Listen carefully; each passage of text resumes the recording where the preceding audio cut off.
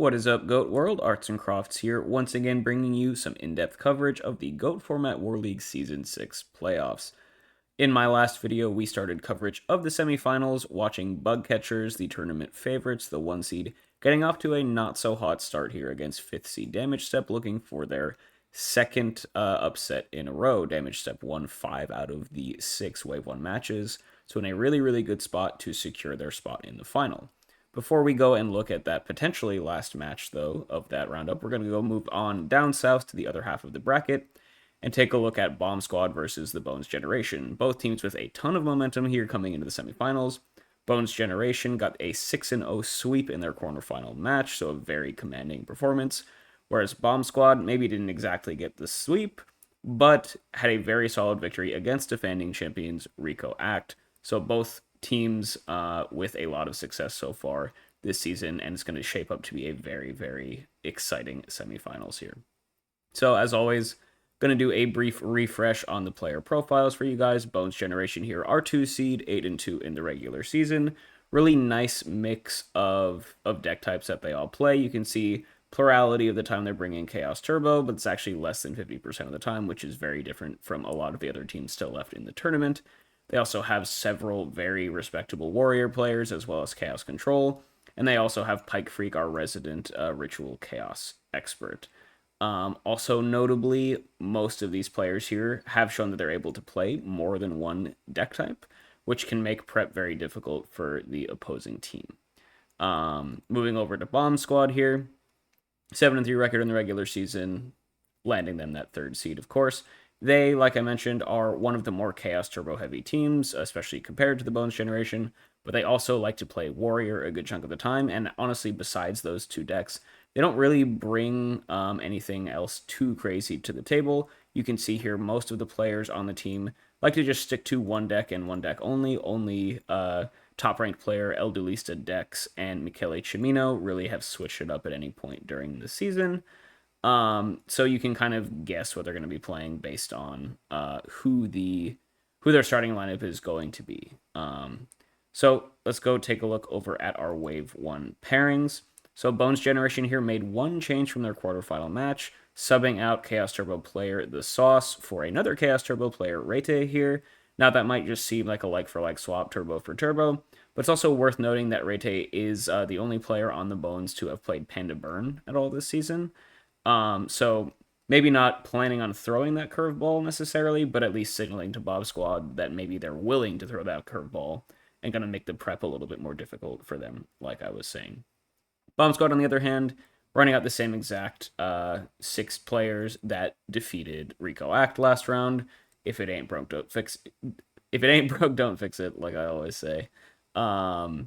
And yeah, we've got some pretty exciting matchups here. For our first feature match, we're going to look at, I think, probably the clear blockbuster of the Wave 1 pairings here. Pot the Master, the top-ranked player on Bones Generation, with a very respectable 6-2 record so far this season, up against El Dulista Dex, the highest-rated player on the Bomb Squad, 18th place in the MVP standings after the regular season.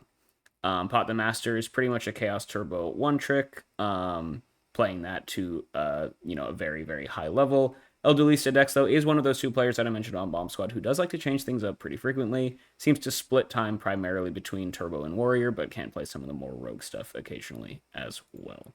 So expecting maybe a Turbo Mirror or Turbo versus Warrior. As always, I have randomized the seeding of both of these players, so we can't, predict the outcome. But let's hop right into it. Looks like El Dulista, aka Vive Cristo, as their dueling book name, is going to be going first here, winning that rock, paper, scissors. Really, really important, whether this is a Turbo Mirror or Wario versus Turbo or something else. I'm going to be really happy about that. They're going to fire off a normal summon Kaiku with 2 back row. All right, so main deck Kaiku makes me think that they're probably leaning a little bit more towards Warrior, but we have seen plenty of Turbo lists going for the main deck Kaiku as a little bit of a, just a different sort of angle on the deck. But if you're Pot the Master, you're probably expecting one of the more aggressive strategies that El Dulista likes to play. We're going to get Instant Trap Dust Shoot here, which will confirm what both players are playing here. Assuming it resolves. Yep, there we go. So, okay, El Dulista's hand, we see Tribe, Sakuretsu Armor, and Spirit Reaper, which really looks like Warrior to me. Spirit Reaper, not always a main deck Warrior card, but main deck Saku, main deck Kaiku definitely makes sense. Pot the Master here opened double Upstart Goblin, kind of funny. Main deck Minecon, which is not so great into a potential Warrior player, especially now that it's known off this Dust Shoot. And they also have Tsukuyomi, which is a very good card against Warrior and Tribe Infecting Virus. So Thunder Dragon probably going to get stuck or going to stay in the hand here. I don't think you want to rip that out in this scenario. Elduista has an interesting choice here between Tribe and Tsukuyomi, though. Both are very, very good card against Warriors. Tribe, of course, is good against any tribal sort of list. Tsukuyomi just beats over the vast majority of the Warrior monsters in the deck. So it kind of depends on what you're a little bit more scared about at this point in time. My guess is because you have the Sakuretsu armor, you're less scared about Tsukuyomi, whereas Tribe can kill your board without having to worry about battle traps, so maybe you send back the Tribe. But of course, we don't know what Eldulista's back row is here, so could affect the calculations. Gonna send back the Tribe, though. Yeah, definitely kind of makes sense to me based on what we know. Go ahead, hide those hands. And we'll likely see Pot the Master just go Thunder Dragon, double Upstart, and then go from there. Yep, thin the deck, get those TDs out of the deck before you go Upstart in case you draw one. Upstart 1 draws into something. Upstart 2 draws into something new. Pretty good to have both of your Upstarts, by the way, post Dust Shoot, just to like basically replace them with 2 unknown cards. Really helps to mitigate the damage from that Trap Dust Shoot. And now will Pot just go for a little Tsukuyomi beat over the Kaiku attempt? Definitely seems like a solid play to me. That's what we'll see. And that's just going to be a nice little +1 here for Pot the Master. Suk connecting. Elduista maybe wishing that they had set that Sakuretsu armor that's in their hand. But unfortunately, when they flipped up that Trap Dust Shoot, they saw 2 monsters that could easily kill their Kaiku relatively for free. Tribe, of course, not exactly a free kill of the Kaiku with its effect, but because Pot did have Thunder Dragon in hand, it was essentially free. And now we're just going to pass turn. Suk will get bounced back to hand, but Pot is starting off with a nice little resource advantage here, just thanks to that Tsukuyomi doing its job against Warrior. Elduista sitting at 10,000 life points, which, is not too bad. We're going to go normal summon DD Warrior Lady. Looks like that was the draw for turn, and that is one of the few monsters in the deck that is Tsukuyomi proof, so really nice find there for our Warrior Duelist. Going to go beat in for 1,500, empty board. Start applying some good pressure here. Going to set a back row. Good chance it's that Sakuretsu armor. I mean, I guess it has to be that Sakuretsu armor, right? Pot here. Going to fire off the duo. Nice little top deck. Hitting Tribe and the Reaper that we knew about, but Pot the Master did not. And now, once again, up an extra card again. So Suk +1ing, Duo +1ing, Pot the Master off to a really, really solid start. Still has those 2 Thunder Dragons in hand as well, ready to be cashed in on like a Raigeki Break or a Graceful Charity draw. We're just going to go set a Monster Pass. Definitely an unknown threat here. You're not going to be setting Tsukuyomi into DD Warrior Lady, right? We'll see if Elduista is going to have anything. You're not super worried about Magician Faith because it's pretty easy to play around Delinquent Duo, and if they grab Upstart Goblin, that's really not the end of the world. But something like a Gravekeeper Spy could really, really make things even worse here for Elduista. It's going to go straight to battle phase, attack into Magician of Faith. Okay, so it is the Faith. I guess you just grab the Upstart if you're Pot. Not the highest value Faith activation you'll ever see, but maybe just didn't have anything else really going on. Yeah, just going to try and dig through the deck, find some stuff that'll make it easier to capitalize on this pretty solid lead that they've built up. Yeah, you do want to find something to cash in your Thunder Dragons with, so just churning through the deck seems pretty solid to me. Elduista does not have Chaos Live. Trying to think of what cards they would hold in hand here. Could maybe be an Unchainable back row if they haven't, because unless this is Solemn, right, you don't want to set. We know the middle back row is Sakuretsu armor. And so unless this is Solemn Judgment or the card you drew is a chainable, you might not want to set it in case it's Heavy Storm. So it could be Chaos in hand. That's not live, which is why if you're Pot the Master, maybe you could have grabbed the duo. But I think, your win con here is pretty clear regardless. Let's just churn through the deck until we can, assemble a powerful board. Go fire off that Upstart. Elduista starting the game at 11,000 life points. Don't see that every day. Gonna go slam that Tribe Infecting Virus that got Dust Shooted back, so it is back here, ready to go. We can go ahead, discard one of those Thunder Dragons, call Warrior, kill the DD Warrior Lady, and now try and beat in for 16. Probably run into the Sakuretsu armor, but definitely got really solid value out of this tribe anyway, so you're fine taking these trades. Oh, actually, interestingly enough, Eldolista is going to take this hit, maybe banking on... I mean, I guess you have plenty of life points to spare. That actually seems like a pretty decent play. 1,600 points of damage is not the end of the world, and there is a good chance that you can just kind of draw a monster in your deck that'll beat over the tribe. That's probably the idea. Master will set a back row in an attempt to protect that. But getting in some damage is definitely a pretty solid start. Oh, so the unknown set was a Dust Tornado. Gonna pop that back row and clear the way for something to beat over this tribe, is my guess. Notably, DD Warrior Lady hitting the graveyard does get light engrave here for Eldolista.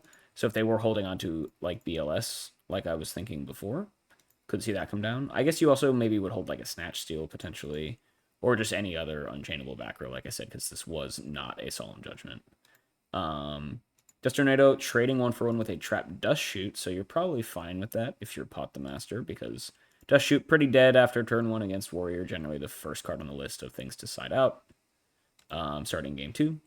And so trading it 1-for-1 with a real card from your opponent is probably the best you'll ever get from this from now on, so Pot probably pretty happy about that one. It does mean that the shields are down, though. Eldolista can make a play here. We're going to go normal summon Breaker the Magical Warrior and just get a 1900 beater here to come in over the tribe, recuperate some of that lost card advantage. And honestly, you know, Pot the Master is only at 5,200 life points, so any sort of threat that can live for multiple turns and keep applying pressure is going to be Eldolista's probably most realistic way back into this game. It's going to go set a back row, or sorry, just past turn there. Pot the Master staring down a tokened Breaker, set a monster pass. Still haven't seen any Gravekeeper Spies yet. Haven't seen any Decoichis, Night Assailants, anything of that sort. So lots of potential stuff for Eldolista to worry about here. We're going to go normal summon Blade Knight. So effect is not live, but it is at the full 2k. However, not going to help them get over a Gravekeeper Spy if that is what Pot has set here. And it looks like it is. There you have it, Gravekeeper Spy. Gonna resolve. Eldolista will take 100 damage for the pleasure, and now Pot the Master will have this nice little spy wall going through here. Really, really solid position for the Chaos Turbo Duelist at this point, of course. Anytime you can resolve a Gravekeeper Spy, you're going to be really happy. And now you can just kind of sit back for a while and try and figure out a way to clear out this board. Breaker makes it a little bit awkward. Oh, but we can go Mind Con, which was known, by the way. And yeah, so probably the best potential use of the Mind Con here in the Warrior matchup. You can just go Mind Con, steal the Breaker, pop this back row, which we know is a Sakuretsu armor. So you're essentially trading. This is actually, outside of outing BLS, probably the best use you'll ever get out of a Mind Con against Warrior game 1. Because yeah, you're basically going... you're trading up, right? Because Mind Control is trading for a full card plus the Breaker token. That is really, really nice for Pot the Master. Once again, doing a really nice job of just kind of, what's the word? Just a good job of, you know, trading around, trading down resources when you're in the lead. Oh, and also notably, to add insult to injury, the Tsukuyomi was still in hand here, right? Which could have dealt with both the Breaker and the Blade Knight at different points, but Eldolista was summoning them with this Sakuretsu that they knew about to protect them from the Tsukuyomi. Pot the Master making the correct read that the only way that they're going to be summoning all these monsters that die to Suk into an own Tsukuyomi is if they have something to protect them. So making the call here that, you know, it's good chance it's a battle trap. Let's Mind Con, pop it, and clear the way for the Tsukuyomi to just absolutely decimate this board. You could get a little bit feisty and go attack him with your spies here, but they would just dive to the Breaker on the crackback, so probably not worth. And you can always do that next turn by Suk try and kill Breaker, and then the other spies get in for damage. So yeah, let's just go ahead, clear out the Blade Knight, just playing this like a nice control deck, slowly removing the threats, removing Eldolista's options, keeping up the defensive shields as well with these Gravekeeper Spies, and slowly but surely suffocating the opponent. Eldolista top deck's Delinquent Duo, looking to hit that Tsukuyomi for sure. There's still a Thunder Dragon left in hand that is a totally fine discard here if you're Pot the Master. Let's see what the duo hits, though. It snags the Tsukuyomi. Okay, so the answer, the clearest threat here is gone. And then Pot Master will likely just discard Thunder Dragon. Yep. Now, notably, Sook hitting the grave does get a Dark to pair with those Thunder Dragons and Magician of Faith. So if the last remaining card in Pot's hand is a Chaos Monster, it will be very bad news for Eldelista here, but we shall see. Yeah, it looks like, not sure if it was top decked or not, but felt pretty likely at this point in the game, almost halfway through the deck. And with, likely the standard 3 Chaos Monsters in the main. So here we go, Sork gonna come down. Do we go for big damage here? Already Darks and Graves, so you might as well attack over the Breaker, but Pot has to decide if they want to commit one or both Spies to an offensive push here as well. We're actually just going to go Banish the Breaker. Interesting play. And you could have just killed it. Unless, are we going to do something else with this Sork here? Huh. Alright. Missing out on maybe 700 points of damage there. But they are going to hit in for the full 2,400 from the double Spies. So committing everything to attack position here. Starting to close out this game now that they seem pretty solid about their lead. This is this is a board that is very, very weak to Tribe Infecting Virus because everything is a spellcaster. But as long as Eldelista doesn't draw or have exactly that, you're probably in a pretty solid spot. Snatch Seal is a good card, though. Snatch the Sork is pretty nice. Pot is going to go ring their own Sork, though. Okay. So this is a nice little 2-for-1 here for the Snatch Seal. But, they were going to get tons of value by snatching the Sork anyway. Speeds up your clock a little bit. Eldelista drops down to 36. So a single Spy is a 3-turn clock. Together, they're a 2-turn clock. Eldelista has an Exiled Force that is probably the least valuable one I have ever seen. Single Exiled Force, dealing with half of a Spy resolution. A little bit unfortunate. It does put Pot in a pretty interesting point, though, because, of course, into an empty board, you would love to beat through or just beat in for some damage with your Spies. But now that you only have one, you're at risk of just losing your defensive wall if Eldelista top decks like most monsters in their deck that can beat that 1,200 attack. So maybe Pot here, if you had both Spies, you could attack with both. If Eldelista draws a monster to kill one, you at least still have the other one to turn to defense next turn. Now, though, you do have to make the interesting call of, do you want to expose your Spy to death and potentially remove or potentially lose that 2,000 defense point wall? Or would you rather pressure the opponent's life? Let's see what the plan is. Looks like it's not going to matter. I mean, I guess Chaos Sorcerer isn't fully lethal, but BLS is at this point. And that is the Blackluster Soldier coming down, and that is going to be game 1 here to Pot the Master. Chaos Turbo taking it down against Warrior game 1 as well. Not a great start here for Eldelista. Warrior generally wants to be winning the game 1s before Turbo brings in all of their side deck hate. But plenty of Yu-Gi-Oh! Left to play here. Overall, Pot just got off to a pretty early lead there.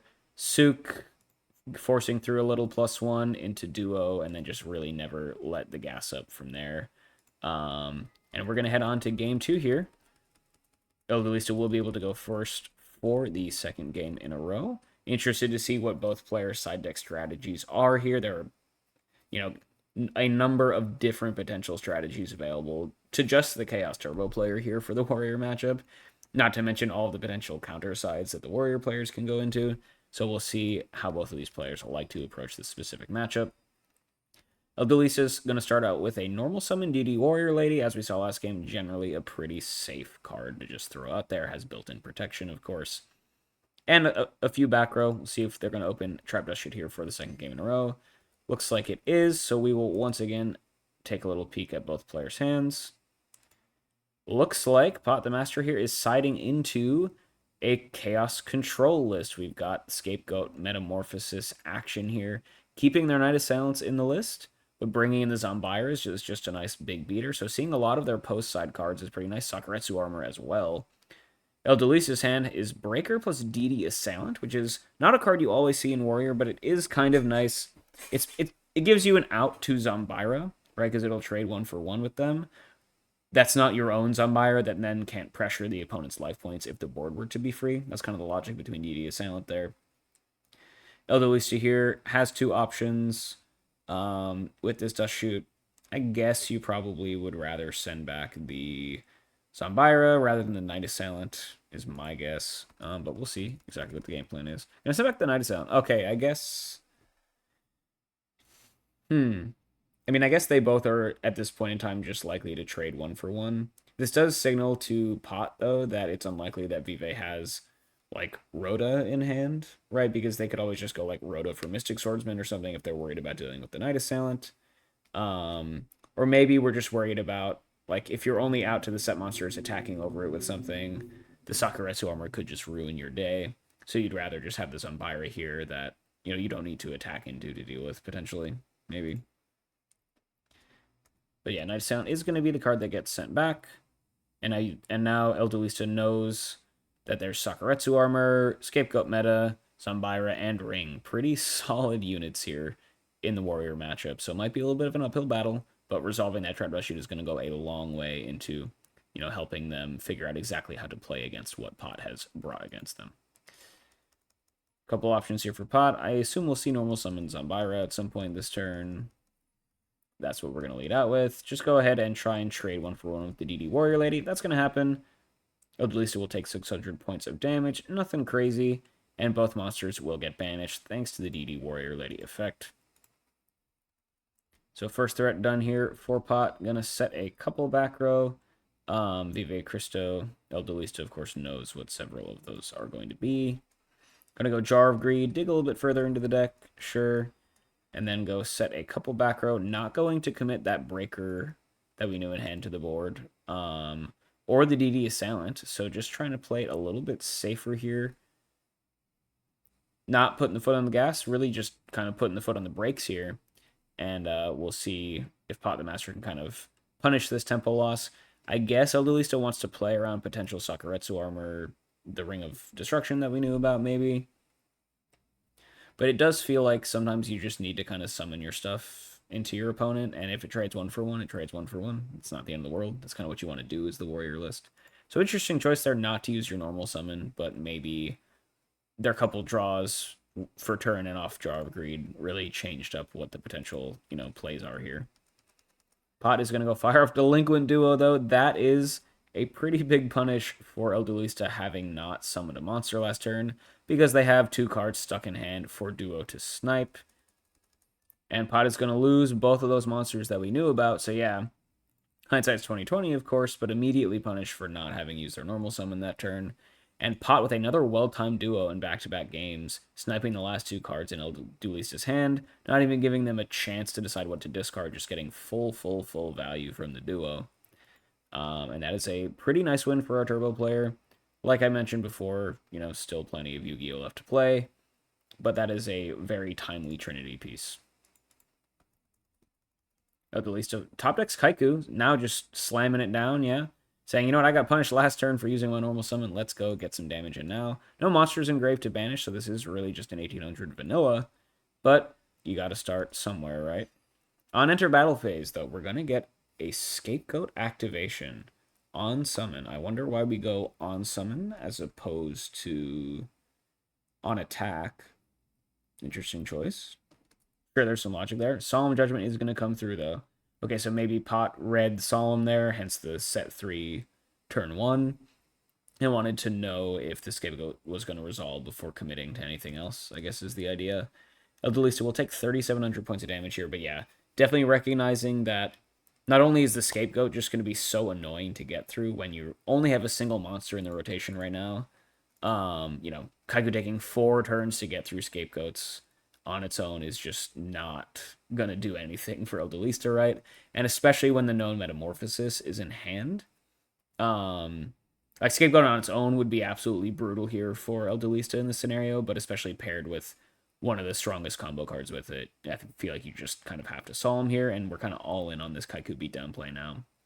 Fortunately for Eldelista, there is Sakuretsu plus Ring of Destruction in Pot the Master's back row, which will likely put a damper on this play, but at least they prevented the Scapegoat resolution. Saku, of course, going to come through.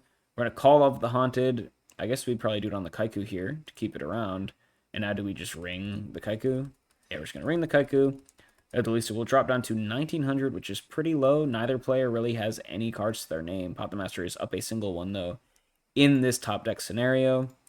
Top deck scenarios generally do favor warriors. They are kind of built exactly for this, and I would say they are definitely favored in a scenario where Chaos Turbo does not have or Chaos Control in this scenario, opposed side, does not have Chaos Online because they have a lot of, more dead top decks, essentially.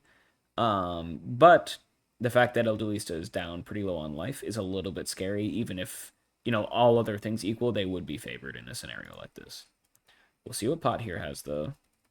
Just gonna go say draw go, nothing crazy. Yeah, like I said, no Chaos Live, so good chance that Pot bricks here.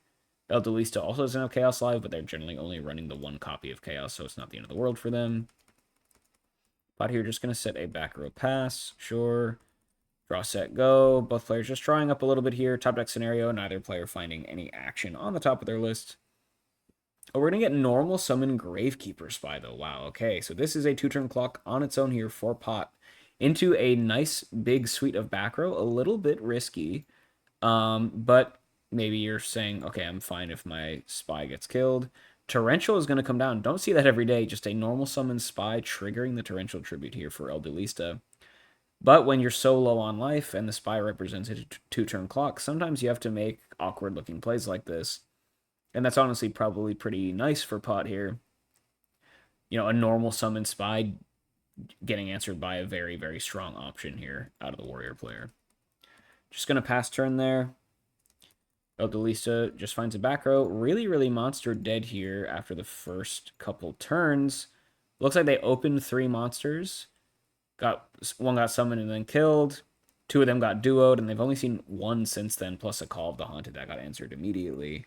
And that's the risk you play when you run Warrior. Sometimes you're just going to draw dead because you have so few threats in your deck. Top deck Graceful Charity for Pot the Master is really, really solid. Do you just Solemn this if you're Eldelista and you have the option? Definitely doesn't seem terrible.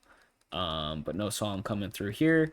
Gonna go ahead and discard Thunder Dragon and Book of Moon. All right, so that Thunder Dragon must have been drawn off of the Graceful Charity, right? Because we hadn't seen one all game just yet.